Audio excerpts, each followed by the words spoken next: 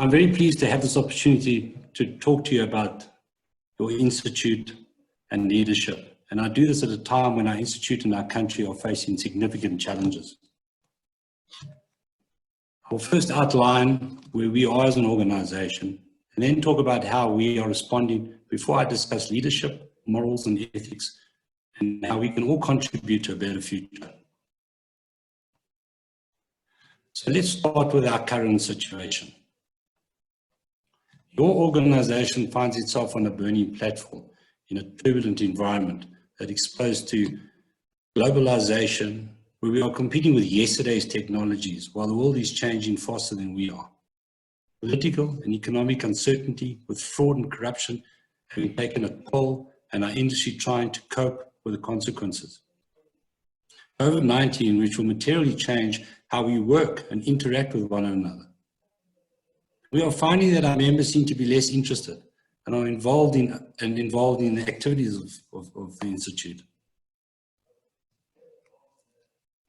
If you look at the global environment, while we have been functioning as usual, the world has been changing.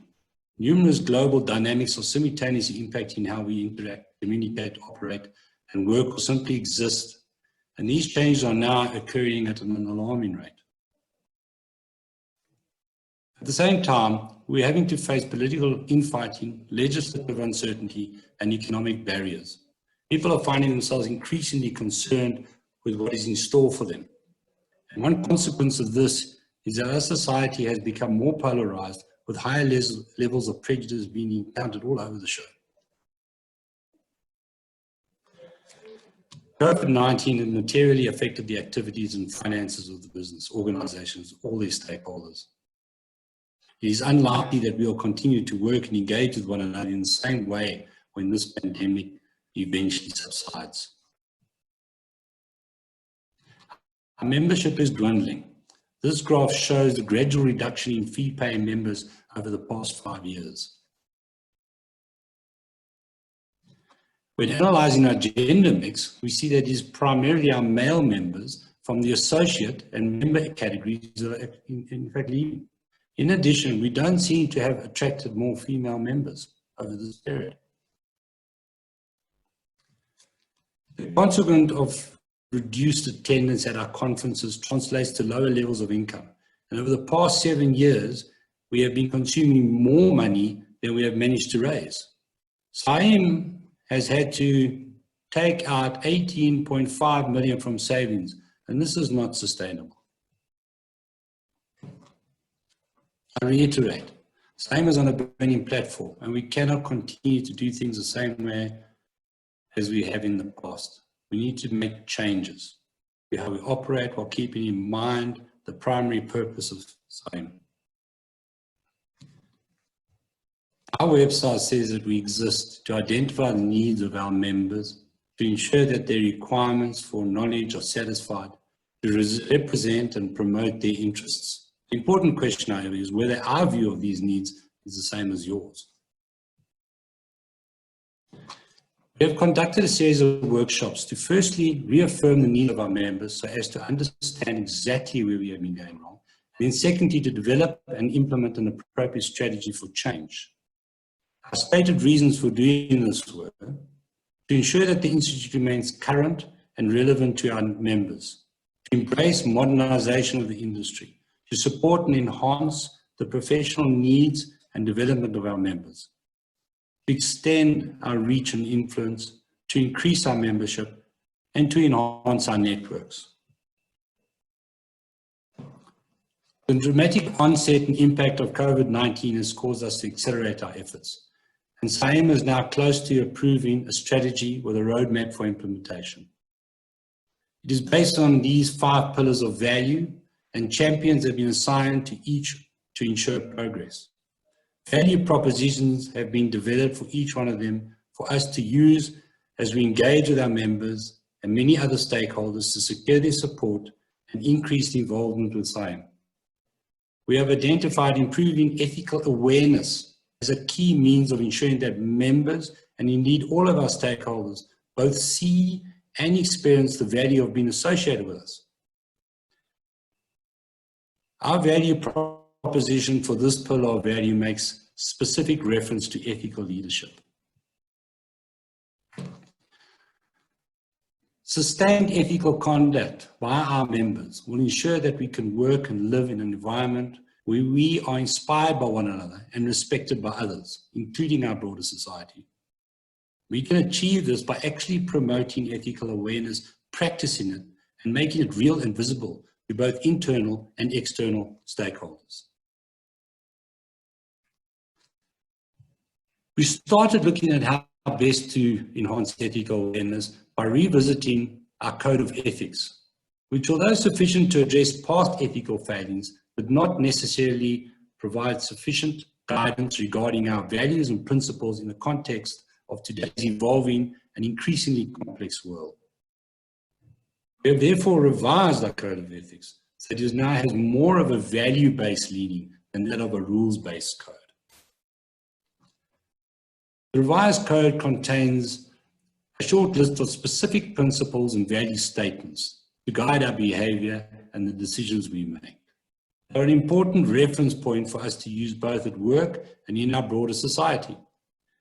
It was our intention that the content of the code should avoid being specific so as to prevent inadvertent limitation of the application of the ethical and behavioral principles contained therein. In interpreting the code, both ethical and behavioral principles must be applied to advance and promote the spirit and the letter of our code. So why leadership, morals, and ethics? We now have a set of principles and value statements, and we are obligated as members of SAIMM to maintain the highest professional standards. However, we have to ask ourselves if this is enough to improve ethical awareness. People are not always transparent, and sometimes the way forward is not very clear. So we cannot simply adopt a checklist mentality when making ethical decisions. We need to be mindful of the implication of our decisions and actions in society, and perhaps also ask ourselves, is it enough to simply follow a list of ethical guidelines? Should we not care enough and be courageous enough as individuals to try and influence a better outcome whenever we can? Would we be comfortable with ourselves when we fail to act while knowing that we could and should have? Should we not also be more attuned to what is right and wrong from a moral point of view? Do we as individuals stand up and speak up when we see things are wrong? We know it happens with regular reports of fraud and corruption in many areas, including high-profile companies that we encounter. The role of ethics in the workplace and in broader society has been receiving increased attention around the world following the Enron debacle in 2001. We have since seen a number of other businesses in the private sector incurring enormous reputational damage over allegations of corruption and corporate collusion. Repeated reports of these types of transgressions do not only contribute to increasing the incidence of unethical behavior across all levels of our society, but also negatively influence investor confidence due to their perceptions of the state of corruption in our country. Governance failures also point to low levels of ethical leadership. This chart shows where we rank out of 180 countries on a global corruption index. South Africa has slipped to the 70th position on the slope of corruption. We should arguably be up in the area of Botswana or even Chile. Business for South Africa, which comprises the Black Business Council and Business Unity South Africa, have been working hard on plans for economic reform, but they are likely to face an uphill battle given these perceptions. There are, of course, numerous other problems that have emerged as a result of unethical behavior in South Africa. So perhaps a code of ethics, although necessary, is simply not enough. While useful as a general guide for how people should act, they don't seem to be sufficient to ensure ethical conduct. There are clearly people who are capable of easily circumventing rules for personal gain, and public complacency around the importance of personal morals or ethical principles does not help in this regard. It is my contention If there were higher levels of ethical awareness amongst the general public in South Africa, we would likely see many more people making the effort to influence those around them to make better choices, to do what is right. These people would be exercising ethical leadership, and in the moment and when it counts.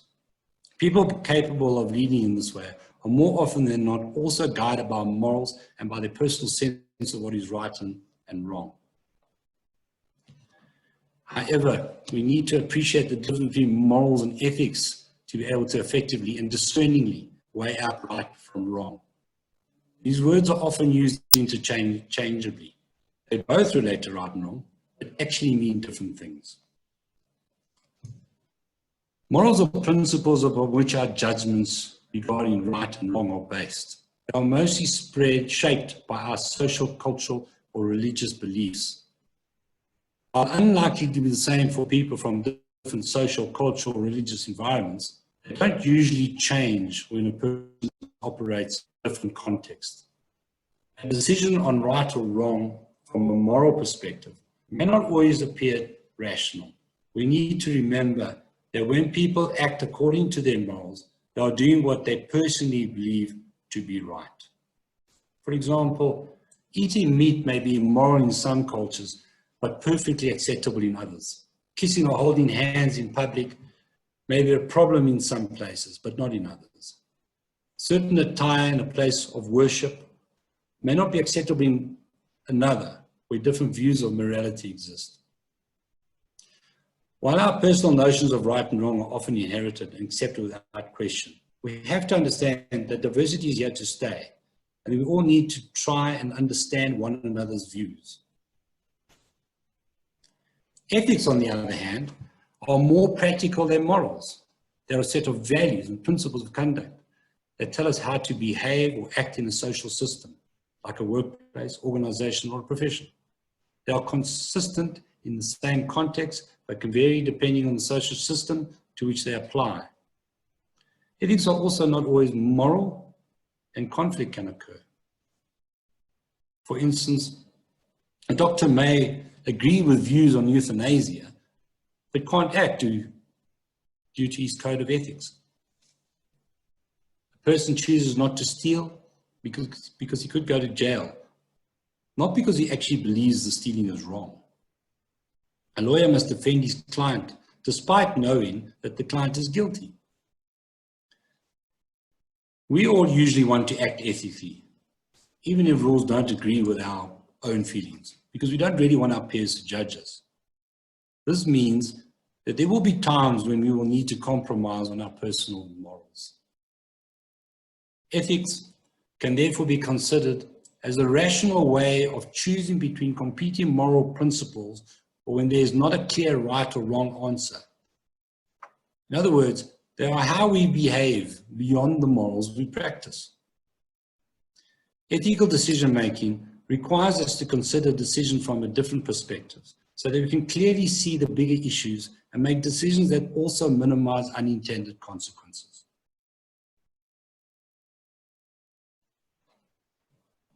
So let's talk ethical leadership. Wikipedia says, ethical leadership is leadership that is directed by respect for ethical beliefs and values, and for the dignity and rights of others. Broadly speaking, ethical leaders create spaces where people are more tolerant, understanding, and respectful of each other. They usually seek to increase ethical awareness because this encourages people to self-regulate. They are more able to embrace the levels of diversity that have come with globalization. And they are concerned with moral development, virtuous behavior, and will usually contribute to developing a more cohesive society. Their decisions and actions are primarily guided by principles of respect, fairness, honesty, integrity, and accountability, with a deep sense of mission to serve other people and not narrow individual interests. Imagine for a minute that you're in the grocery store and you encounter someone verbally abusing a cleaner. Your moral compass may remind you that this is not right, but whether or not you act will depend on your character. the ethical leader would step in, seek help, or call the store manager.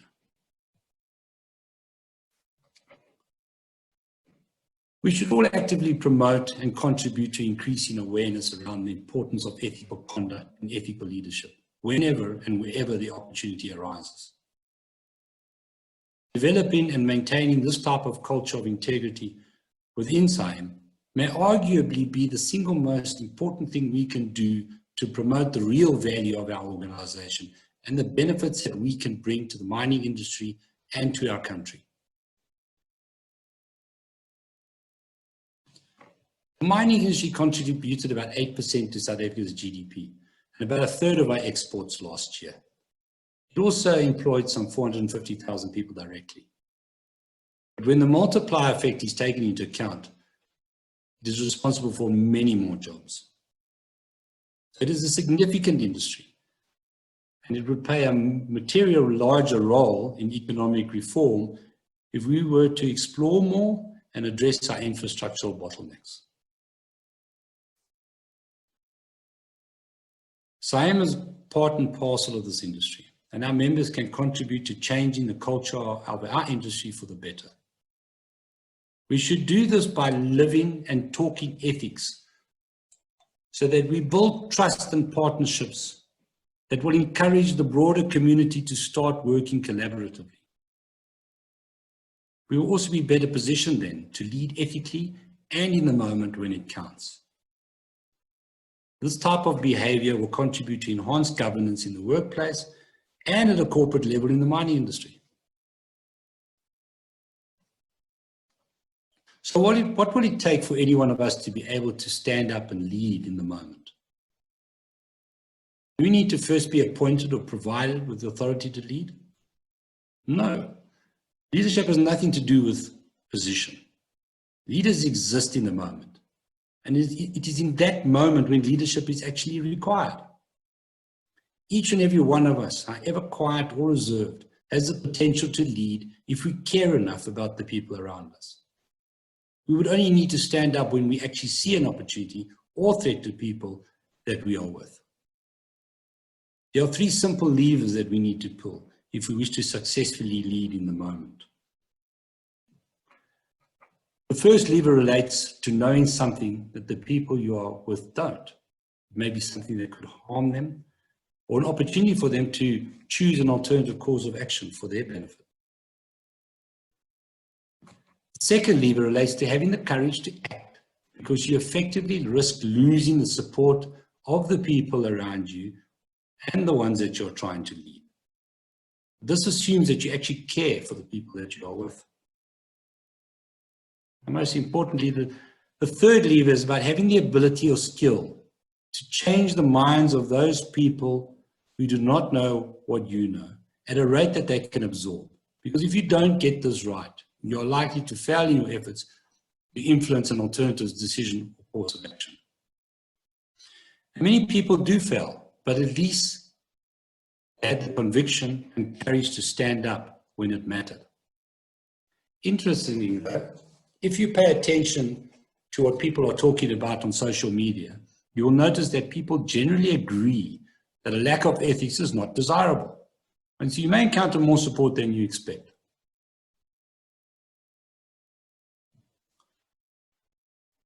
Our code of ethics provides for the suspension or expulsion of members. But this does not prevent us from negative exposure as a consequence of unethical behavior. Unethical behavior can damage the SAIMM brand and lower the levels of trust and cohesion within SAIMM. And a consequence of this may be reduced participation and attendance at activities. There are situations where rules are unclear, non-existent, not applicable, or even in conflict with one another. And we may need to proactively act to prevent possible violations when we see someone making or about to make poor choices. If we do, we should feel obligated to speak up, but we may feel unsure of what to do or how to act. In recognition of this, SAIMM's office manager can be contacted when a member wishes to seek the advice of a peer. Our intranet could also provide phone numbers of peers who have made themselves available to be contacted for this type of advice. In addition, a hotline will be established where questions or concerns can be raised through an internal link hosted by an external service provider to keep information confidential, but to the extent that permitted by law. SAIMM is also looking at establishing a list of frequently asked questions for members who may have a question regarding process or procedure. These tools have been contemplated to only serve as a means for us to obtain guidance as opposed to ignoring a situation. The intention is not to police, but to try and proactively prevent violations before they occur.